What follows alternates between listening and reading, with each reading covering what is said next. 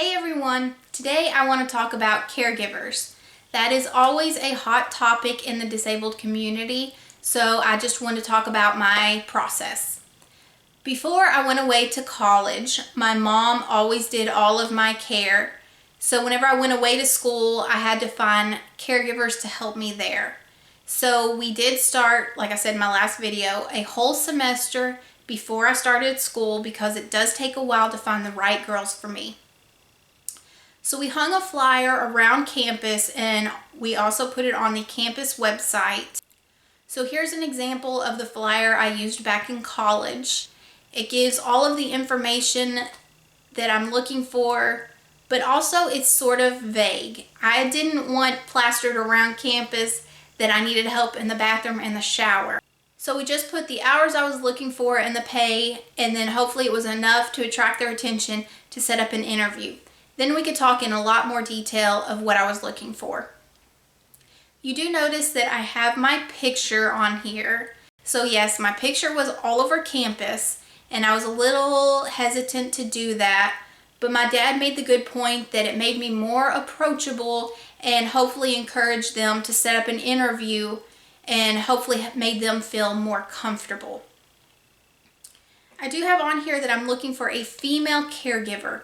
I don't feel comfortable with a male coming in and helping me. So some women do. Some women are fine with a male coming in and vice versa. Some men are okay with a female caregiver, but I'm personally not. In the past, I had some people try to say that I was discriminating, but it's a bona fide occupational qualification, which means under employment law, I am allowed to pick the gender that I hire for this particular job. So don't ever let someone say that you're discriminating against a male if you only want to hire a female, because it is a bona fide occupational qualification. For the interviews, I try to keep them casual but professional. Job interviews are stressful anyway, and especially for a caregiver, they most likely have never done this job before, so I wanted to keep it casual, fun, but remember, it's still a job interview. They need to make a good first impression. I always pay attention to the clothes that they're wearing because it's a good indication of what they're going to be wearing every day to my house for the job. So in the past, I had this one caregiver that would wear a white tank top with a bright neon green bra and booty shorts. I actually found out later on that she was a stripper on the side, but I then implemented my dress code, which is dress comfortable but covered. My husband and now son are at my house, so I wanted someone that was going to cover up in front of them. Here's an example of the questionnaire that I use during my interviews. I usually ask open-ended questions as well as job-specific questions. At the end of my interview, I always open it up for questions so they can ask more details or get clarification on maybe something I wasn't clear about. Back in college, I had this one girl, at the end of the interview, she asked for a doctor's note. And I asked her what she needed a doctor's note for. And she said, well, I need one to make sure I'm not going to catch it.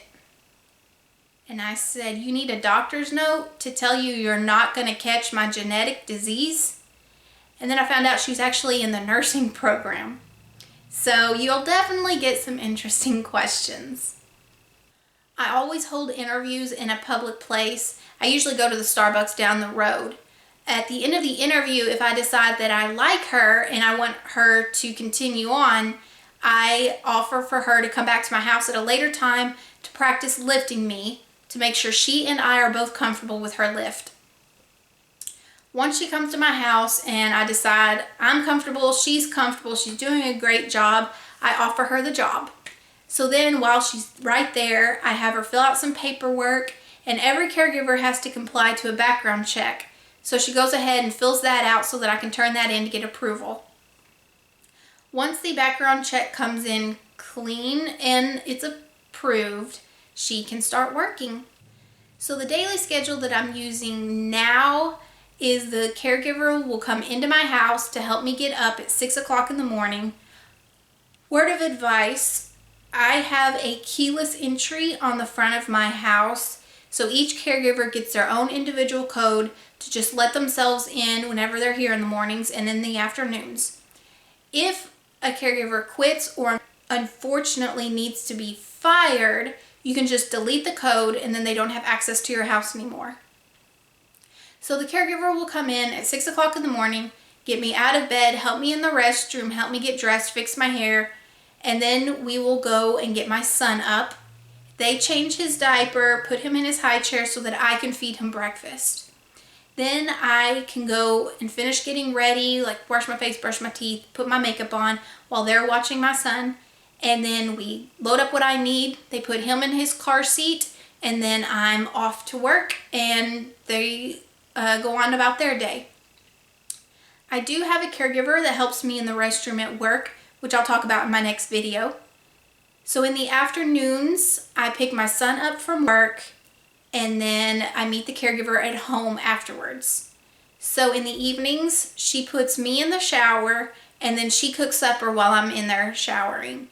So I always have a recipe and all the ingredients that she'll need to cook. Once I'm done with the shower, she helps me get out, dry off, get dressed. Once supper's done, she cleans up the kitchen, puts any dishes in the dishwasher, and then she leaves for the evening. My husband always puts me in bed at nights. I then have a caregiver that helps me on the weekend, follow basically the same schedule, but then she also does do my laundry for me. So every caregiver is different. I have to also adapt to them. So for example, I had a caregiver in the past that I found out she could not cook with honey. So one night she was cooking for me and it was teriyaki chicken on the menu. So you just throw everything in a skillet and honey is one of the ingredients. Not really sure what happened, but it turned into like a tar consistency and wasn't really edible. So then nights that she was helping me, I just had to pick recipes that didn't have honey in them.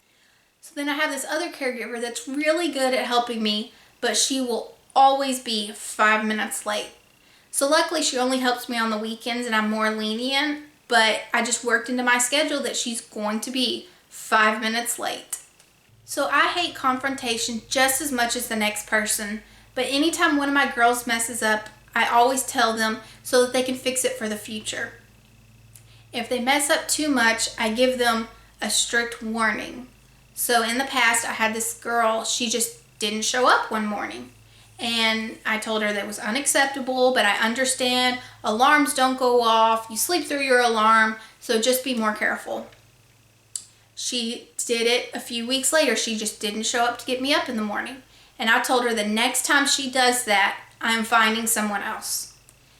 The next morning, she didn't show up again. She did call me and said, "Oh, my car doesn't work. I'm not going to be able to come." And I just told her, I said, "I gave you a warning yesterday, so I'm going to find somebody else." So you always have to be sure that you are taken care of and are going to have reliable caregivers. So I said in my last video that the roommate back in college only worked out for one semester. So here I was at the age of 18 for the first time having caregivers, and I had to fire my roommate. So she was coming in super late at night. She was leaving her stuff all over the floor, and I can't just pick it up and move it, so I was running over her stuff. She was taking my TV and putting it over on her desk so that I couldn't even watch my own TV. So I decided I needed to let her go. So I was on the phone with my dad out in the hall. He was giving me a pep talk that I need to do this, I just need to go in and do it. So I went into the dorm and told her it wasn't working out. Here's why she needs to move out.